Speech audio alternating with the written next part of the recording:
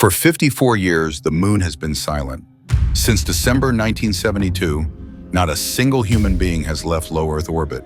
We have stayed close to home, floating in the International Space Station, skimming the top of our own atmosphere, too afraid or too distracted to venture back into the deep dark. That silence ends this year. 2026 is not just another date on the calendar. It is the year gravity lets go. It is the year we see the sun turn black over Europe. It is the year we finally launch the machines that will find Earth 2.0. And most importantly, it is the year humanity officially becomes a deep space species again. If you thought 2025 was big, you aren't ready for what is coming. The windows for launch are open, the rockets are on the pads, and the shadow of the moon is racing toward us. This is your roadmap to the most historic year in spaceflight since the Apollo era. To understand the magnitude of 2026, we have to start with the darkness. On August 12, 2026, the world is going to witness the most spectacular celestial event of the decade, a total solar eclipse. But this one is different. Most eclipses happen over the middle of the ocean, where only a few fish and sailors get to see them. But the Great European Eclipse of 2026 is going to cut a path of darkness directly through the modern world. Imagine standing on a cliff in Iceland. It is late afternoon, the sky is blue. Suddenly the wind drops. The birds stop singing, a strange metallic twilight washes over the landscape, and then looking up you see a hole in the sky. The sun is gone, replaced by a ghost, the shimmering white corona dancing in the dark. The shadow will race from the Arctic, down through Greenland, across the Atlantic, and then, in a dramatic finale, it will slash across Spain just moments before sunset. Millions of people in cities like Reykjavik, Bilbao, and Zaragoza will plunge into darkness. For astronomers, this is the golden minute. But for the rest of us, it is a reminder of a terrifying reality. We live on a moving rock, spinning in a clockwork universe that we do not control. But while nature puts on a show in the sky, humanity will be busy trying to leave it. The centerpiece of 2026, the event that will be written in history books 1,000 years from now, is Artemis II. We have talked about going back to the moon for decades. It became a joke, a promise politicians made and broke every 4 years. But the hardware is finally built. The capsule is tested. The crew is selected. Sometime in the latter half of this year, 4 human beings, Reed Wiseman, Victor Glover, Christina Koch, and Jeremy Hansen, will climb into the Orion capsule atop the most powerful rocket ever successfully launched by NASA, the SLS. When those engines light up, they won't just be going to the space station. They are aiming for the void. The mission profile for Artemis II is terrifyingly beautiful. It is called a free return trajectory. They will launch from Florida, circle Earth to build up speed, and then fire their engines for trans-lunar injection. They will fly all the way to the moon, loop around the dark side, and let the moon's gravity slingshot them back to Earth.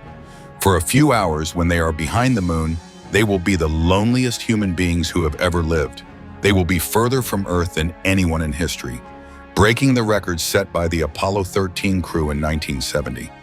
They will look out their window and see nothing. Earth will be hidden behind the moon. The sun will be blocked. They will be floating in absolute shadow, suspended over the cratered, gray surface of the lunar far side. This mission isn't just a test flight, it is a psychological barrier. For 5 decades, we have been trapped in the cradle. Artemis II is the moment we climb out.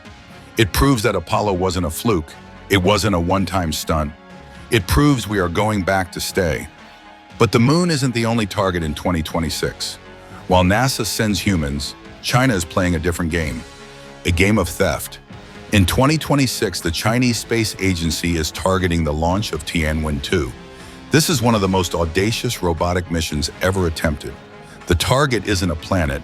It is a tiny, chaotic asteroid called 469219 Kamoʻoalewa. This asteroid is weird. It is what we call a quasi-satellite of Earth. It loops around us in a strange dancing orbit that makes it very easy to reach, but very hard to land on. Tianwen-2 is going to fly up to this spinning rock, harpoon it, grab a sample of its soil, and bring it back to Earth. Why? Because some scientists think Kamoʻoalewa isn't an asteroid at all. They think it is a piece of the moon that got blasted off millions of years ago. If China pulls this off, they will be the first nation to retrieve samples from a quasi-moon. It is a flex. It is a signal to the world that the Asian superpower isn't just copying NASA anymore. They are blazing their own trail in deep space navigation. And speaking of blazing trails, we have to talk about the wild card of 2026. The rocket that casts a shadow over everything else, Starship. By 2026, the experimental phase should be over. We are entering the operational phase. NASA is banking everything on this. They have contracted SpaceX to turn Starship into the lunar lander for Artemis II, the mission after Artemis II. That means 2026 is the make-or-break year for the Starship program. We expect to see uncrewed refueling tests in orbit this year. Imagine two massive stainless steel skyscrapers meeting in space, moving at 17,500 miles per hour, and transferring tons of freezing cold liquid oxygen from one to the other. This has never been done before, not by NASA, not by Russia, not by anyone. If SpaceX fails to master orbital refueling in 2026, the return to the moon gets delayed. If they succeed, the solar system unlocks. Suddenly, we aren't just limited to the moon. If you can refuel in orbit, you can go to Mars. You can go to Europa. You can go anywhere. The drama of 2026 isn't just about rockets and rocks, though. It is also about the search for life. Late in 2026, the European Space Agency is scheduled to launch a telescope called PLATO. You might know the James Webb Telescope.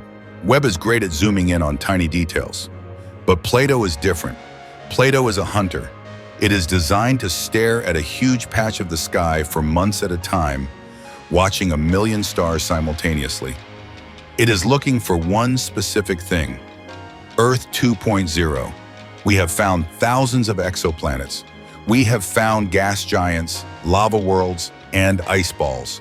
But we still haven't found a true Earth twin, a rocky planet, the same size as Earth, orbiting a sun-like star in the habitable zone. PLATO is built to answer the ultimate question, are we a freak accident? If PLATO stares at a million stars and finds nothing, that is terrifying. It means Earth is unique and we are truly alone. But if it finds dozens of Earths, then the implications are even staggering. It means the galaxy is crowded real estate, waiting for us to develop the engines to get there. So how do we summarize a year like this?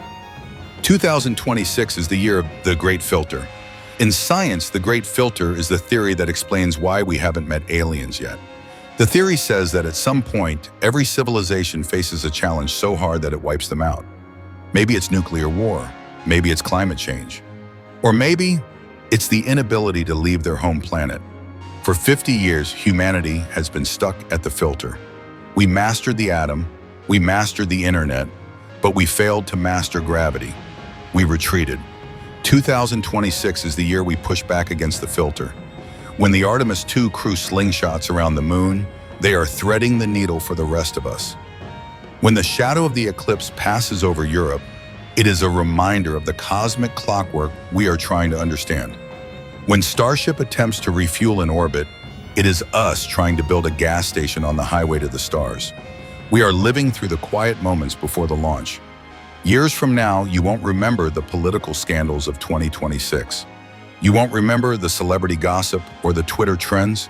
You will remember the image of 4 humans floating in the darkness behind the moon. You will remember the day the sun disappeared. And you will remember that this was the year we finally decided that Earth was not our prison, but our launch pad. The countdown has already started. The engines are cold, but the fuel lines are being primed. Welcome to the year of the return. Now look up.